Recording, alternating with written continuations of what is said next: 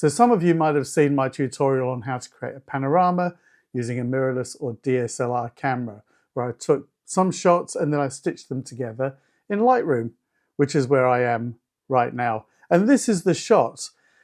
You can see it's got a lot of space around it. So it kind of had the canvas and it has stitched these pictures together very nicely. I cropped it, well, I told it to crop it, and there was a sort of automated cropping. But you can also use boundary warp to stretch, to fill it. But let's just go back to this one. What if I wanted to fill in these spaces around the picture? Well, in Photoshop, both on the computer and on tablets, and I'm going to show you how to do this on the iPad as well, which works pretty much exactly the same way that it does on the computer.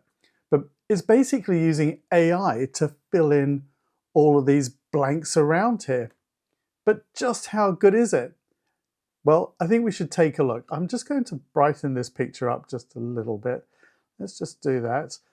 I'm going to get this into Photoshop, and I can easily do that by right-clicking on the picture down here, and I'm going to go into Editing, and I'm going to choose Photoshop 2024.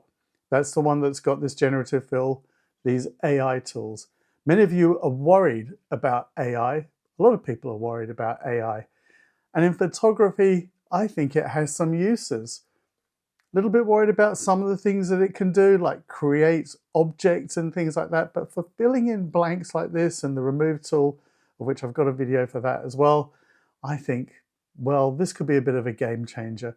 So you might be a bit scared of it, but perhaps give it a go and see if it will actually help you out.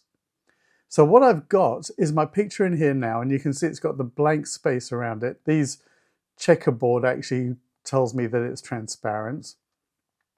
So I've got this tool here, the lasso tool, and I'm going to use that. There are other options as well that you can use. If you're used to using those, you might want to do that.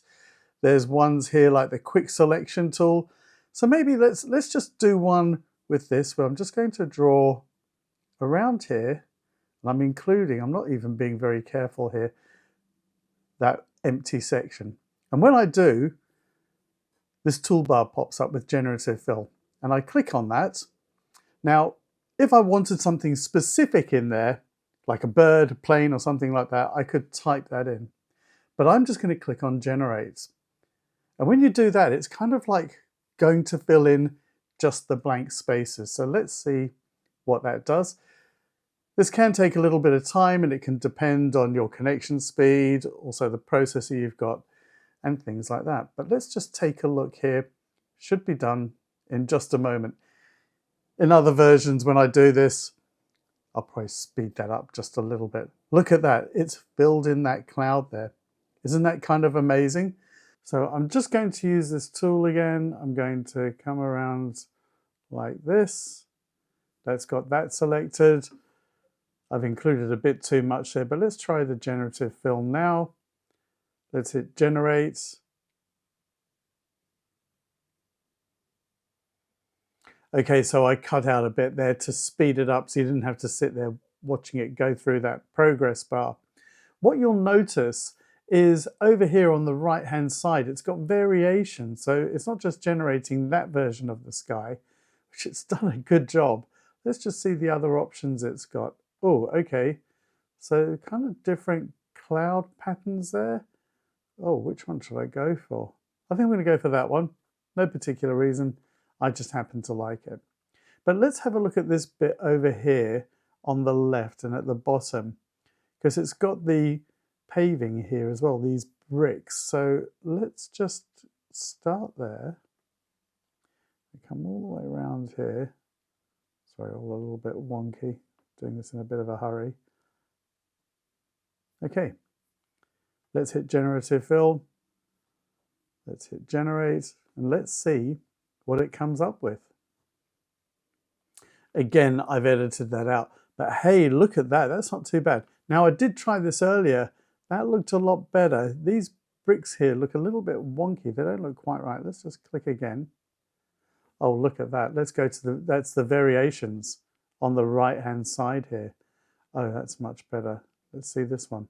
Oh, so you've got a choice of that one, And that one, I think I'm going to go for that one. This is actually quite incredible. And if I wasn't happy with any of those, I could hit generate again. It's not ever going to take me back to what I had before, so I've got to make a decision. Am I happy with that? Let's hit generate again.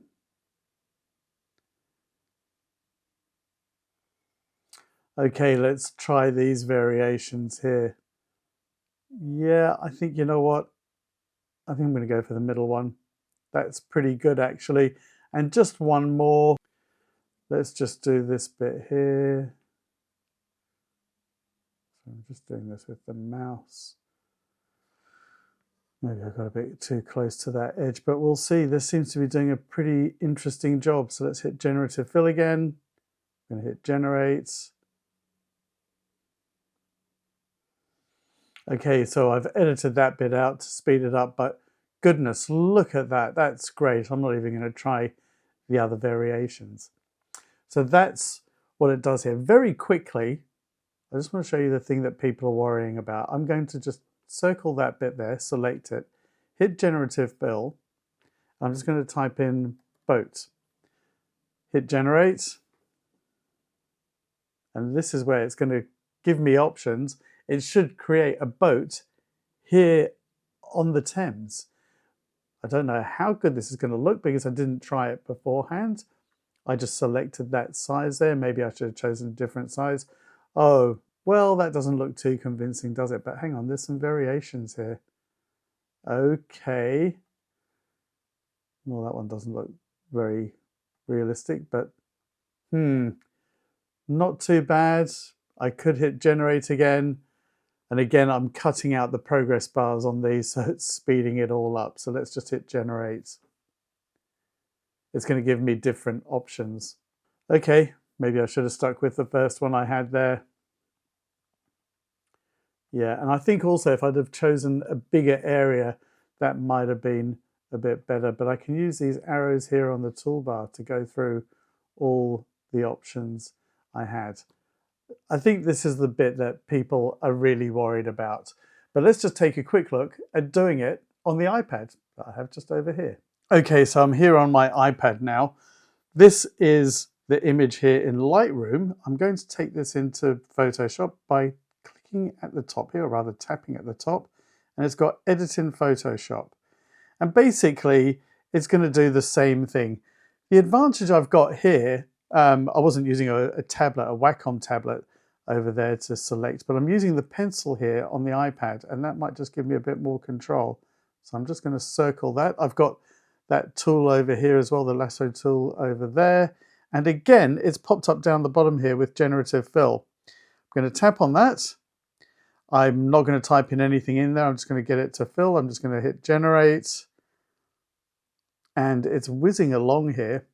Might even be going a bit quicker, I think, than it did on the computer. So let's just see what it comes up with. Oh yeah, I missed a tiny bit up there. I'm not going to worry about that now.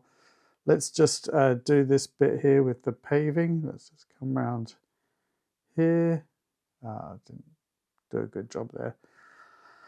Let's just try it anyway. Hit generate. And it's whizzing along there.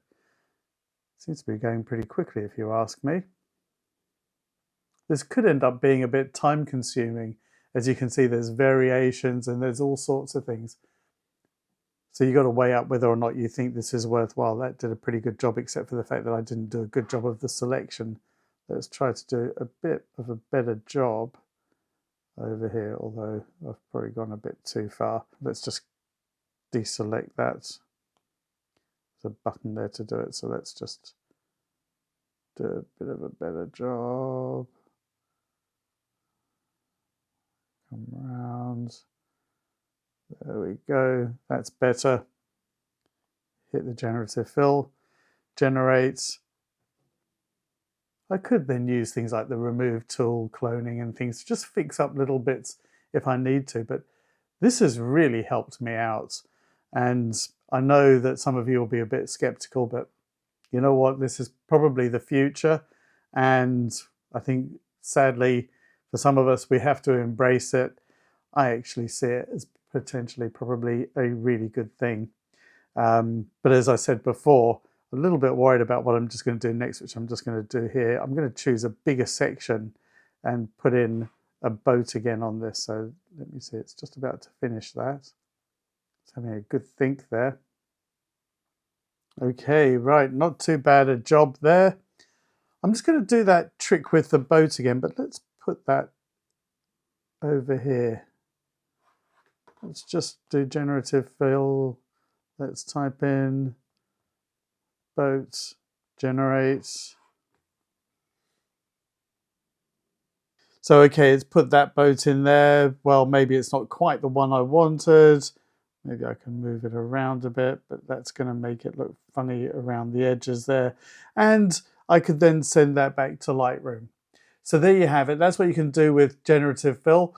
I like the fact that I can fill in blanks around the edge of a picture, but I'm not sure that I like the idea of being able to create objects and put them in there as well. But, you know, I can see that that might improve and it could actually be quite useful. Let me know your thoughts. Drop them in the comments. Thanks for watching. If you do like this, please do like, share and subscribe and come back for more.